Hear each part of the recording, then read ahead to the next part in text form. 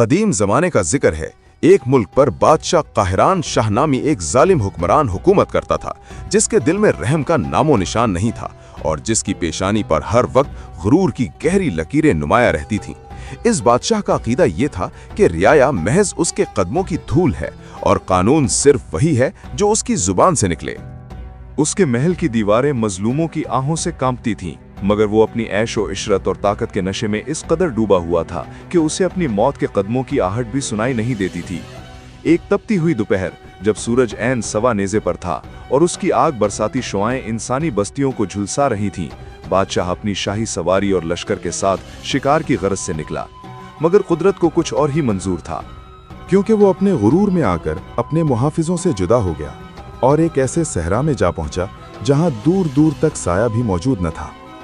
प्यास की शिद्दत से जब उसकी जबान तालू से चिपकने लगी और उसका शाही घोड़ा थक कर निढाल हो गया, तो उसे दूर एक टीले पर एक नौजवान चरवाहा नजर आया। वो चरवाहा अपनी चंद भेड़ों के साथ एक सूखी हुई झाड़ी के साए में बैठा हुआ बांसुरी बजा रहा था। इस नौजवान का नाम यूसुफ चरवाहा था। बादशाह ने उसे हुक्म देने वाले लहजे में पुकारा, ए बदबख्त चरवाहे, क्या तू नहीं जानता कि तेरे सामने वक्त का सिकंदर खड़ा है? जल्दी कर और मुझे ठंडा पानी पिला, वरना मैं तेरी गर्दन उड़ा दूंगा। मगर वो चरवाहा, जो दुनियादारी के आदाब से बिल्कुल बेखबर और फितरत के करीब था, जरा भी न घबराया। उसने सुकून से अपनी बांसुरी कमर के साथ लगाई, बादशाह की आंखों में देखा और निहायत सादा मगर साफ लफ्जों में बोला, ए मुसाफिर, इस बियाबान में ना कोई बादशाह है और ना कोई फकीर। यहाँ सिर्फ वो बड़ा है जिसके पास पानी का मशकीज़ा है, और बदकिस्मती से वो इस वक्त मेरे पास है। इसलिए अपनी तलवार की धमकी मुझे मत दे, क्योंकि तेरी चांदी की तलवार ना मेरी प्यास बुझा सकती है और ना मुझे डरा सकती है। अगर तुझे पानी चाहिए तो तुझे मेरी एक शर्त माननी होगी जो तेरे शाही गुरूर को तोड़ देगी। बादशाह, जो सारी जिंदगी दूसरों से शर्तें मनवाता आया था, उस वक्त जिंदगी और मौत की कश्मकश में था। उसने गुस्से से कांपते हुए कहा, ए नादान, बता क्या है तेरी शर्त?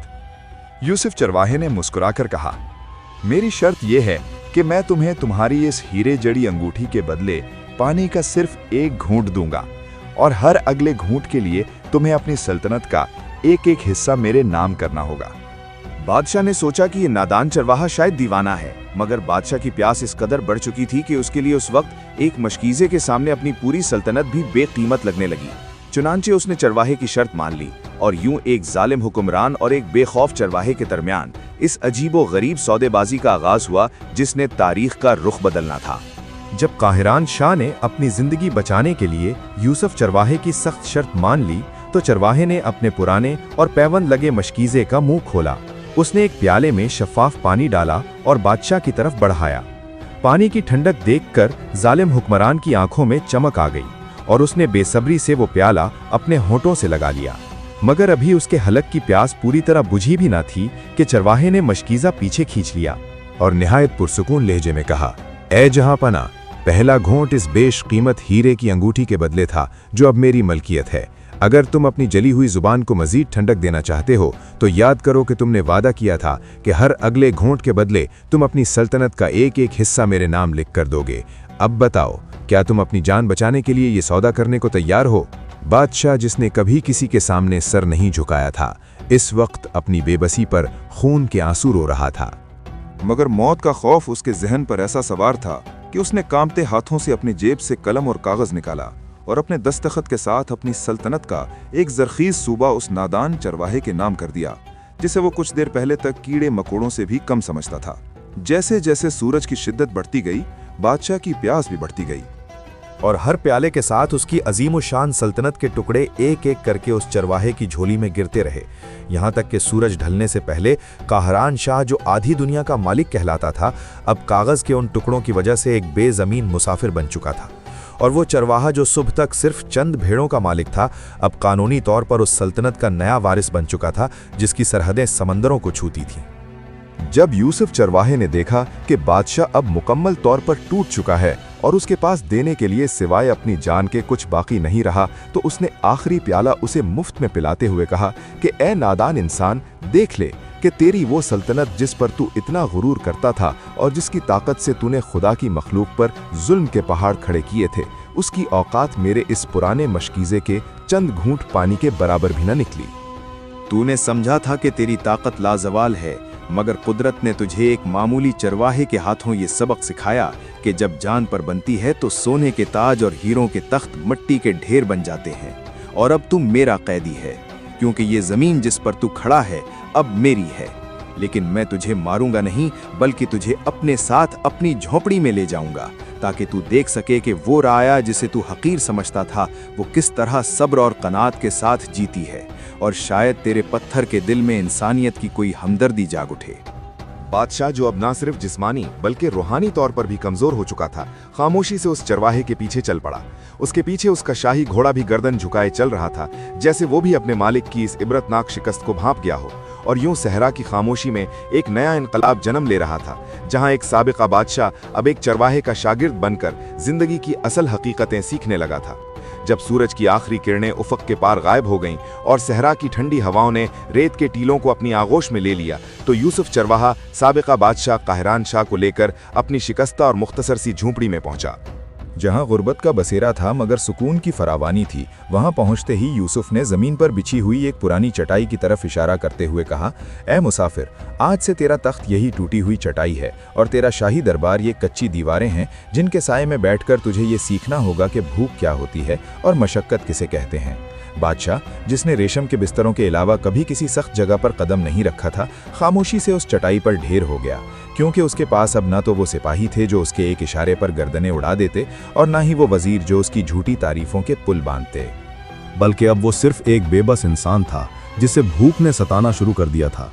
यूसुफ ने अपनी काली हांडी में पकी हुई सूखी रोटी और थोड़ी सी लस्सी का प्याला उसके सामने रखा और बड़े तहम्मुल से कहा कि ये वो रिस्क है जो मैंने अपनी हलाल कमाई से हासिल किया है। इसमें ना किसी मजलूम का खून शामिल है और ना किसी यतीम का माल छीना गया है। खा इसे और बता कि क्या तेरे शाही दस्तरख्वान के लजीज कबाबों में वो जायका है जो इस मेहनत की रोटी में छुपा है। काहरान शाह ने जब वो सूखी रोटी अपने हलक से नीचे उतारी तो उसे महसूस हुआ जैसे बरसों बाद उसके पेट को सच्ची तस्कीन मिली है। उसकी आंखों से बेख्तियार आंसू जारी हो गए। उसने यूसुफ की तरफ देखा और लरसती आवाज में कहा, ए नौजवान, तूने सच कहा था कि मैं नादान था। मैंने समझा था कि ताकत से पेट भरता है और रोब से दिल जीत लिए जाते हैं, मगर आज एक चरवाहे की रोटी ने मुझे बता दिया कि सुकून तो सिर्फ कनात में है। लेकिन मेरा एक सवाल है कि तूने मुझसे मेरी पूरी सल्तनत क्यों छीनी? जबकि तू जानता है कि तू एक आम चरवाहा है और इतनी बड़ी सल्तनत को संभालना तेरे बस की बात नहीं। यूसुफ ने एक गहरी सांस ली। उसकी आंखों में एक अजीब सी दानाई चमकी। उसने जवाब दिया, ए बादशाह, मुझे तेरी सल्तनत की हवस नहीं थी और न ही मुझे तेरे ताज की ज़रूरत है। मैंने तो ये सब इसलिए किया ताकि तेरी आंखों से वो पर्दा हट सके जो तुझे अपनी रियाया के दुख देखने से रोकता था। मैं तुझे ये बताना चाहता था कि जिस तख्त के लिए तूने इंसानों को जलील किया, उसकी कीमत एक प्यासे के लिए सिर्फ चंद घूंट पानी है। तूने जिस ज़मीन को अपनी जागीर समझा वो दरअसल अल्लाह की है और हम सब यहाँ सिर्फ चंद लम्हों के मुसाफिर हैं। कल जब तू मर जाता तो ये जमीन यहीं रह जाती और तेरे जुल्म की दास्तानें तारीख का हिस्सा बन जाती। अब तू यहाँ मेरे साथ रहेगा और उन लोगों के दुख देखेगा जिनके घरों को तूने उजाड़ दिया था, ताकि अगर तू दोबारा कभी इस तख्त पर बैठे, अगर किस्मत ने इजाजत दी, तो तेरे दिल में खुदा का खौफ और लोगों से मोहब्बत हो। बादशाह ये सुनकर रोने लगा।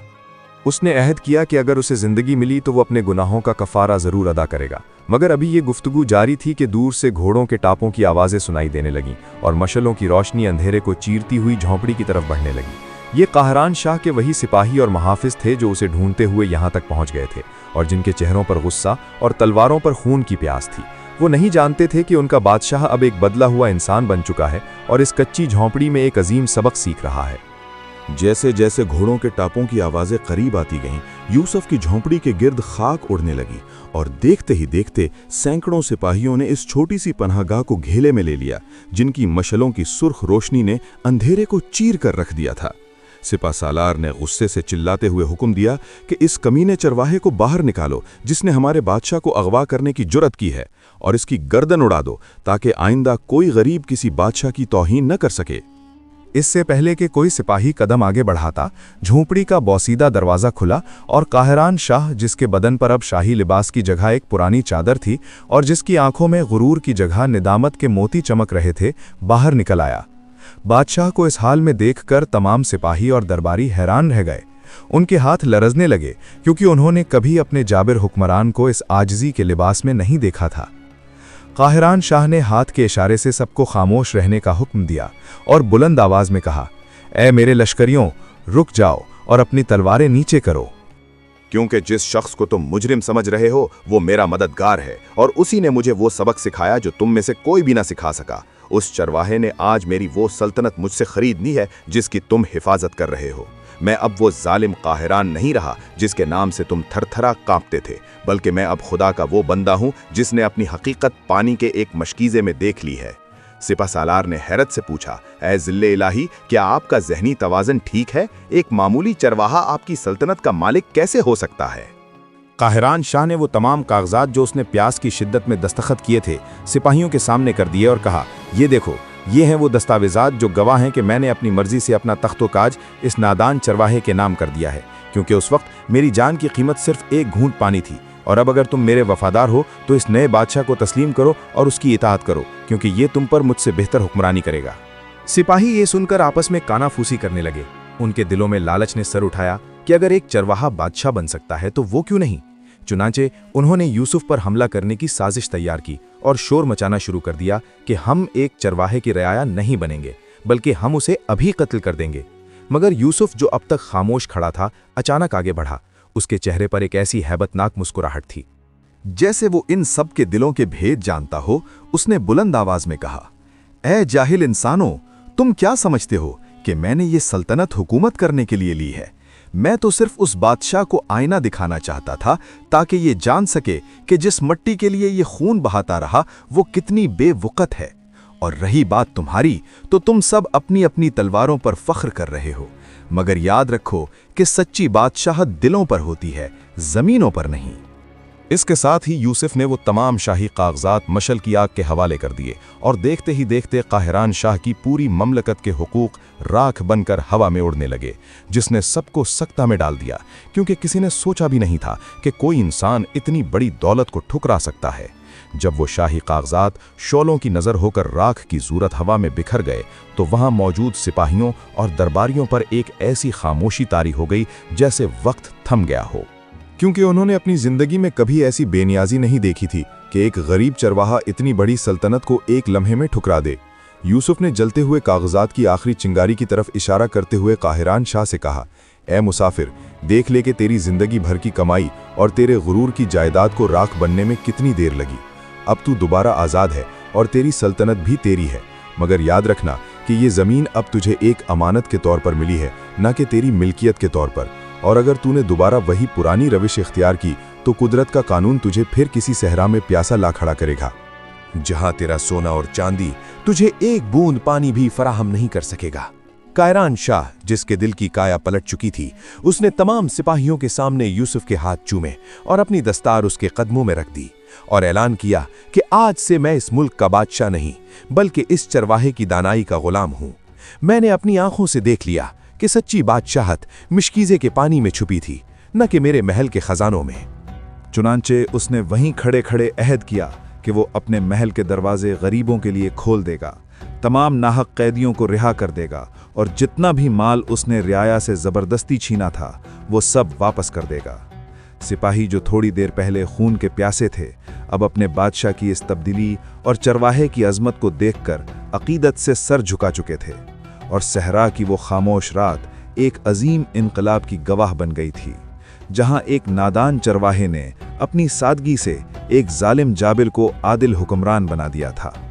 اگلے دن جب سورج طلوع ہوا تو قاہران شاہ نے یوسف کو اپنے ساتھ محل چلنے اور وزیر اعظم کا عہدہ سنبھالنے کی درخواست کی، مگر اس مرد قلندر نے مسکرا کر اپنی بانسری نکالی اور کہا، اے بادشاہ، وزیروں کی جگہ درباروں میں ہوتی ہے اور مجھ جیسے فقیروں کا ٹھکانہ یہ کھلی فضائیں اور بے زبان بھیڑیں ہیں۔ مجھے تیری سیاست سے کوئی غرض نہیں، میرا کام صرف تجھے راستہ دکھانا تھا۔ جو میں نے کر دیا، اب تو اپنی رعایا کا چرواہا بن اور میں اپنی ان بھیڑوں کا پاسبان رہتا ہوں۔ یہ کہہ کر یوسف اپنی بانسری بجاتے ہوئے ٹیلوں کے پیچھے غائب ہو گیا، جس کی آواز فضاؤں میں ایک سکون آمیز نغمہ گھول رہی تھی۔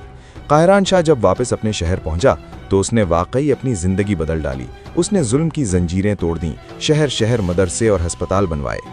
اس کا عدل اتنا مشہور ہوا کہ بھیڑ اور بھیڑیا ایک ہی گھاٹ پر پانی پینے لگے، اور جب بھی اس کے دل میں کبھی تکبر کا کوئی خیال آتا तो वो अपनी उंगली से वो हीरे की अंगूठी उतार कर देखता जो उसने एक घूंट पानी के बदले यूसुफ को दी थी और जो यूसुफ ने जाते हुए उसे वापस कर दी थी, तो उसकी आंखें नम हो जाती।